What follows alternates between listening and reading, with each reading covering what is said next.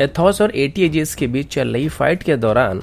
DRDO की तरफ से अभी AT-AGS की फाइनल हॉट वेदर ट्रायल को शुरू करने का फैसला किया गया है। गवर्नमेंट की तरफ से अभी एक बार फिर से एक और नेगेटिव इंपोर्ट लिस्ट को इशू किया जा रहा है, जिसमें 108 आइटम्स को शामिल किया गया है, लेकिन हेलीकॉप्टर से लेके अवेक्स तक को इसमें शामिल करने के बाद भी इसमें आर्टिलरी गन को शामिल क्यों नहीं किया गया है। चाइना की तरफ से भी सीक्रेटली एक स्टेल्थ हेलीकॉप्टर को डेवलप करने की कोशिश किया जा रहा है, जो कि शायद अभी यूनाइटेड स्टेट की स्टेल्थ ब्लैक हॉक हेलीकॉप्टर की चाइनीज कॉपी होने वाली है। और अंत में इंडियन एयरफोर्स की एक और एयरक्राफ्ट को अभी फिर से एक्सीडेंट का सामना करना पड़ा है। ऐसे ही कुछ और खबरों के बारे में हम आज की वीडियो में बात करने वाले हैं। नमस्कार दोस्तों, मेरा नाम है अंशुमन नायक और आप सभी का बहुत बहुत स्वागत है इंडियन डिफेंस न्यूज के डिफेंस टॉक सीरीज में, जहां पर हम रोज नए नए डिफेंस अपडेट्स के बारे में बात करते हैं। तो चलिए देर न करते हुए आज की वीडियो शुरू करते हैं।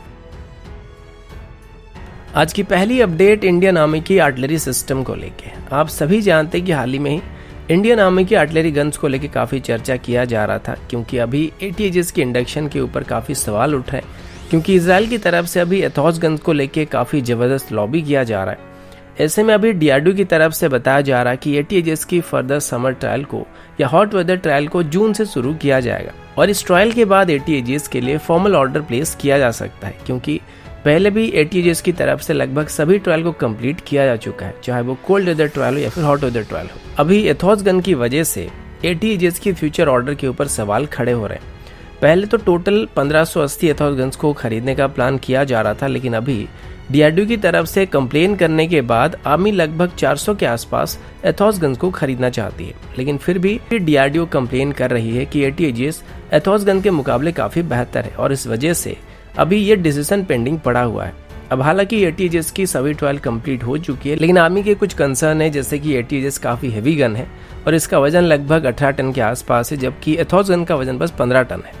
तो ये जो एक्स्ट्रा वेट यहाँ पे इसको लेके आर्मी का कहना है कि maybe high altitude region में इसको मोबिलिटी को लेके कुछ इशू सामने आ सकते हैं। लेकिन AT-AGS के डेवलपमेंट की जो सोर्स है उनके मुताबिक इसको बॉर्डर एरिया के किसी भी ब्रिज में लेने के लिए डिजाइन किया गया है और मोबिलिटी के हिसाब से देखा जाए तो इसमें कोई भी इशू नहीं आएगी। और अगर AT-AGS की वेट की वजह से आर्मी इसको खरीदना नहीं चाहता है तो हमारे पास धनुष गन भी मौजूद है, जो कि एथॉस गन्स की वेट को मैच कर सकता है, तो हम चाहे तो उसको भी यहाँ पे शामिल कर सकते हैं। तो यहाँ पर एक तरीके से स्ट्रॉन्ग फॉरेन लॉबी चल रहा है, जो कि AT-AGS प्रोग्राम को दबाने की कोशिश कर रहा है। अगर AT-AGS की परफॉर्मेंस की बात की जाए तो अभी तक इसको 15,500 फीट की ऊंचाई में टेस्ट किया जा चुका है और इसको हिमालय के संकरे रास्तों में भी और घाटी वाले एरिया में भी टेस्ट किया गया था, जिसके बाद ये बताया गया था कि ये PSQR यानी कि weapon procurement and qualitative requirement trial को क्लियर कर चुका था। और DRDO का तो ये भी कहना है कि अगर आर्मी को इसकी मोबिलिटी को लेकर डाउट है तो वो इसको उस पर्टिकुलर रीजन में ले जाके टेस्ट कर सकते हैं जहां पर उनको लगता है कि ये वहां पे परफॉर्म नहीं कर पाएगा। इसके बाद कुछ लोग और भी थे जो कि कंप्लेन कर रहे थे कि इसकी फायरिंग रेट एथॉस गन को मैच नहीं कर सकता है। तो इस पर DRDO का कहना है कि AT-AGS ब्रस्ट मोड के अंदर 1 मिनट के अंदर 5 राउंड को फायर कर सकता है,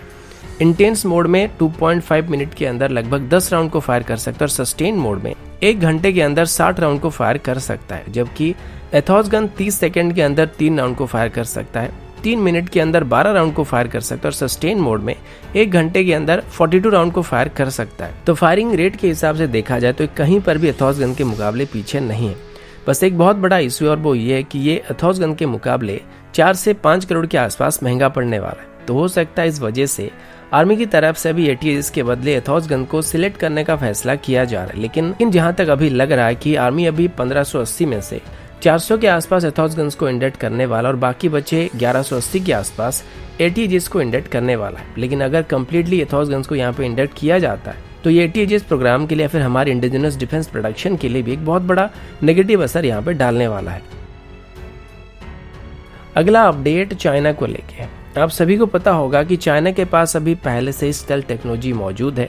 और अभी वो पहले ही एक 5th जनरेशन एयरक्राफ्ट को बना चुके और अभी एक और 5th जनरेशन एयरक्राफ्ट को बनाने की कोशिश कर रहे हैं। इसी बीच कुछ चाइनीज मीडिया की तरफ से कुछ इमेजेस को शेयर किया जा रहा था, जिसमें देखा गया है कि चाइना अभी स्टेल्थ प्लेटफॉर्म को एयरक्राफ्ट से हेलीकॉप्टर्स में भी शिफ्ट करने की कोशिश कर रहा है। हाल ही में चाइनीज मीडिया की तरफ से पब्लिश किए गए इमेजेस को देखने के बाद पता लगा कि वो अभी एक स्टेल्थ हेलीकॉप्टर को बनाने की कोशिश कर रहे हैं और डिजाइन से ऐसा लग रहा है कि ये कोई अटैक हेलीकॉप्टर नहीं बल्कि एक मीडियम लिफ्ट हेलीकॉप्टर होने वाली है और हो ना ये चाइना की जेट 20 हेलीकॉप्टर का एक स्टेल्थ डिजाइन होने वाली है। अब ये बात तो आप सबको पहले से ही पता होगा कि चाइना का जो जेट 20 हेलीकॉप्टर है US made black hawk helicopter का कॉपी है। लेकिन हो सकता है कुछ लोगों के मन में सवाल आ सकता है कि मीडियम लिफ्ट हेलीकॉप्टर को स्टेल्थी बनाने का क्या मतलब है। तो इसके पीछे में भी चाइना का ये इरादा हो सकता है कि बैटलफील्ड के दौरान अगर चाइना दुश्मन के एरिया के अंदर घुसकर स्टेल्थीली कमांडो ऑपरेशन करना चाहता है तो वैसे सिचुएशन में ऐसे हेलीकॉप्टर काफी काम आ सकते हैं और आगे चल के चाइना इसका भारत के खिलाफ इस्तेमाल करने के बारे में सोच सकता है। अब सोचो अभी लाइन ऑफ एक्चुअल कंट्रोल में जैसे हालात हैं, ऐसे में चाइना के पास अगर ऐसे हेलीकॉप्टर हो जाएंगे तो वो सीधे अपने ट्रूप्स को हमारे जवानों के पीछे से लाके डिप्लॉय कर सकता है या फिर उनको कई साइड से घेरने की कोशिश कर सकता है, क्योंकि वैसे तो इनको एंटी टेरर ऑपरेशन करना नहीं होता है क्योंकि इन्होंने सूरों के साथ दोस्ती बना रखी है। तो ऐसे में स्टेल्थ हेलीकॉप्टर का इनके लिए सिर्फ एक ही यूज होने वाला है, लेकिन ये कब तक इसको बना पाते हैं ये देखने वाली बात है, क्योंकि अभी तक सिर्फ इसके डिजाइन को ही पब्लिश किया गया था। बाकी एयरक्राफ्ट के मुकाबले हेलीकॉप्टर्स को स्टेल्थ बनाना काफी मुश्किल रहता है। तो ये देखने वाली बात होगी कि चाइना इसको बना पाता है या फिर नहीं बना पाता है। अगला अपडेट इंडियन एयरफोर्स की तरफ से है। आज एक बार फिर से इंडियन एयरफोर्स की एक और एयरक्राफ्ट को एक माइनर हादसे का सामना करना पड़ा है। इंडिया टुडे की रिपोर्ट के मुताबिक आज इंडियन एयरफोर्स के डोनो 228 एयरक्राफ्ट में आग लगने की खबर सामने आई थी। ये एयरक्राफ्ट जब इंदिरा गांधी इंटरनेशनल एयरपोर्ट में लैंड कर रहा था उस दौरान इसमें आग लग गई थी। अब आग लगने का मतलब ये नहीं कि पूरा जल के भस्म हो गया था, ये बस एक माइनर फायर इंसिडेंट था जिस पर तुरंत ही काबू पा लिया गया था। और इंडियन एयरफोर्स की तरफ से दिए गए स्टेटमेंट के मुताबिक इसमें जो क्रू मेंबर मौजूद थे वो पूरी तरीके से सेफ है और एयरक्राफ्ट भी हमारा पूरी तरीके से सेफ है। अब इसके लिए एक फॉर्मल इन्वेस्टिगेशन होने वाली है कि किस वजह से वहाँ पे आग लगी थी, लेकिन जो आग लगी थी वो मेनली इसकी व्हील्स में लगी थी और जो फायर फाइटिंग टीम वहाँ पे मौजूद था वो तुरंत ही जाके वहाँ पे आग को बुझा दिए थे। अब इसमें घबराने वाली कोई बात नहीं थी, क्योंकि कभी कभार एयरक्राफ्ट को लैंड करते दौरान अगर थोड़ा बहुत भूल चूक हो जाता है तो टायर्स वगैरह फट जाते हैं, क्योंकि ये काफ़ी स्पीड में रहते हैं तो इस वजह से आग लगने के चांसेस बने रहते हैं। तो उस हिसाब से टायर में आग लगना कोई बहुत बड़ा इशू नहीं था और मेरे हिसाब से इसमें आगे चल के भी कोई मेजर इशू नहीं होने वाला है। अगला अपडेट इंडियन नेवी की तरफ से। एचएएल की तरफ से बताया गया कि इंडियन नेवी की एक ध्रुव हेलीकॉप्टर में अभी एचएएल की तरफ से एक मेडिकल इंटेंसिव केयर यूनिट को इंस्टॉल किया गया है। आप सब जानते हैं कि ध्रुव हेलीकॉप्टर को नेवी में या इंडियन आर्मी में भी मल्टीपल रोल के लिए इस्तेमाल किया जाता है, चाहे वो सर्च एंड रेस्क्यू मिशन हो, सर्वेलेंस मिशन हो या फिर कोई भी लाइट यूटिलिटी रोल हो गया, उसमें इसको इस्तेमाल किया जाता है। ऐसे में कई बार ऐसा होता है जब सर्च एंड रेस्क्यू मिशन के दौरान किसी को रेस्क्यू किया जाता है तो उनको तुरंत ही मेडिकल सपोर्ट की जरूरत पड़ती है। तो ऐसे सिचुएशन में उनको इसी हेलीकॉप्टर की मदद से वहां से लिफ्ट किया जाता है, जिनको टेक्निकली मेडिवेक रोल कहा जाता है। पर अभी तक इसमें MICU यानी कि मेडिकल इंटेंसिव केयर यूनिट मौजूद नहीं था, जिस वजह से अगर पेशेंट ज्यादा सीरियस होता है तो उसको जरूरी मेडिकल सपोर्ट हेलीकॉप्टर में प्रोवाइड नहीं किया जा सकता था। पर अभी एचएएल की तरफ से एक MICU यूनिट को एक ध्रुव हेलीकॉप्टर में इंस्टॉल किया जा चुका है और टोटल अभी ऐसे 8 हेलीकॉप्टर्स को मॉडिफाई करने का प्लान किया गया, जिसमें डिफिब्रिलेटर्स, वेंटिलेटर्स या फिर ऑक्सीजन सपोर्ट मौजूद रहने वाला है, जो कि इनिशियल हेलीकॉप्टर का पावर को इस्तेमाल करने वाला है और इसमें लगभग 4 घंटे के आसपास बैकअप टाइम मिलने वाला है, जो कि काफ़ी है, क्योंकि जब भी किसी को एयरलिफ्ट किया जाएगा तो उसको काफ़ी कम टाइम के अंदर ही हेलीकॉप्टर में शिफ्ट कर दिया जाएगा। और आगे चल के इंडियन नेवी की 7 और हेलीकॉप्टर्स में MICU यूनिट यानी कि मेडिकल इंटेंसिव केयर यूनिट को इंस्टॉल करने का प्लान किया गया है। अगला अपडेट नेगेटिव इंपोर्ट लिस्ट को लेके। जैसे कि पिछले कुछ दिनों से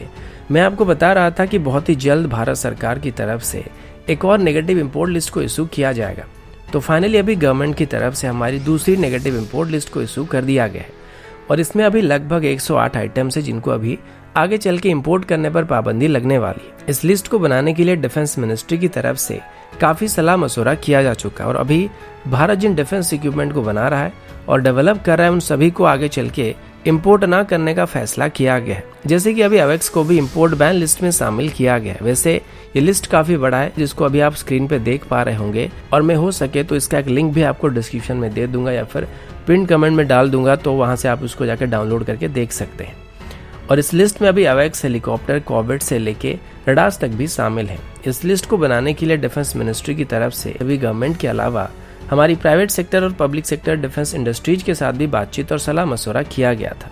और आत्मनिर्भर भारत प्रोग्राम को नजर में रखते हुए ज्यादा से ज्यादा इक्विपमेंट को इसमें शामिल करने का फैसला किया गया था। लेकिन फिर भी इसमें आर्टिलरी गन्स को शामिल नहीं किया गया, जिस वजह से आगे चल के हो सकता है भारत अभी ATGS को छोड़ के एथॉस गन्स को खरीदने वाला है और ज्यादा नहीं तो कम से कम यहाँ पे 400 के आसपास एथॉस गन्स को भारत खरीदने वाला है और हो सकता है इसी वजह से भारत की तरफ से अभी तक आर्टिलरी गन्स को इंपोर्ट बैन लिस्ट में शामिल नहीं किया जा रहा है। तो दोस्तों अभी के लिए इतना ही, मिलता हूँ आपसे अगले वीडियो में, तब तक के लिए जय हिंद, वंदे मातरम।